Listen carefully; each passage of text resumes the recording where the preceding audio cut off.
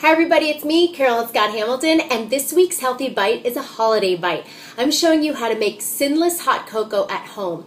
Now, I know people who have tried to make diet hot cocoa at home sometimes come up a little short, like if you're just using the hot cocoa or just the regular cocoa mix, plain cocoa by itself, it kind of powders up and clumps up and you never quite get the right consistency. Well, here's the trick. What you have to do is you heat up about a cup of milk separately, right? You leave that alone, and what you're going to do is put in about 2 tablespoons of powder into the mug first, okay?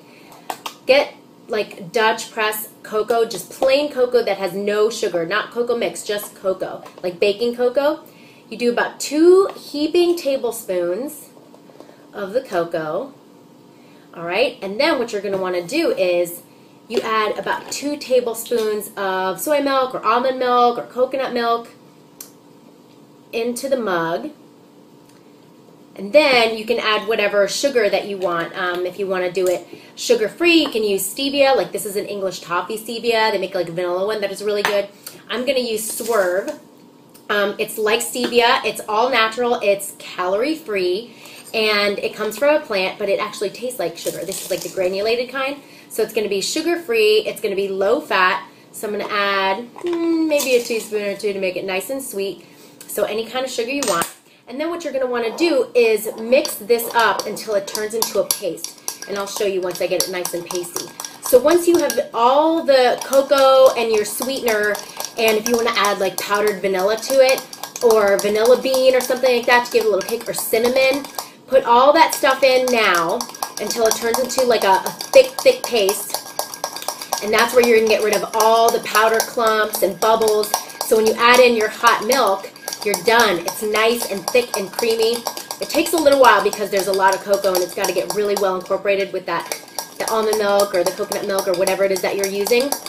And I'll show you in just a second once I get it nice and pasty. I'm doing this in real time, guys, so be patient. But at least you'll know how long it takes to make some awesome hot cocoa at home without clumps and powder going down your throat. So we're almost there. I see it. All right, getting the last bit of cocoa powder. And there we go. It looks kind of like mud or some kind of like sludgy cocoa action in here. But this is what's going to make it nice and good. And you can customize it, like I said, with anything you want. Cinnamon, vanilla. You can go to town. Just make sure you mix it, pre-mix it before you add in all the milk. Don't put it in after. And that's how you make a totally vegan, gluten-free, low-calorie hot cocoa. Cocoa on its own is fantastic for antioxidants. So drink up in the winter, over the holidays. And I'm not going to bore you anymore. I got a couple little flakes left in there, but I'm going to show you what that looks like. So if you can see it's a little sludge. Now it's time to pour in your hot milk, preheated milk, and you're all set. If you'd like to add any, vegan whipped cream or anything to it, go right ahead, but just like this, fantastic, or some like vegan Dandies marshmallows or even chocolate chips. Yum!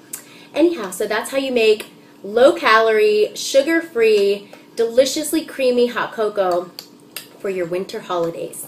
If you like this tip and want more tips like these, be sure to follow us here as well as on YouTube and Facebook and Twitter and Pinterest at Healthy Voyager.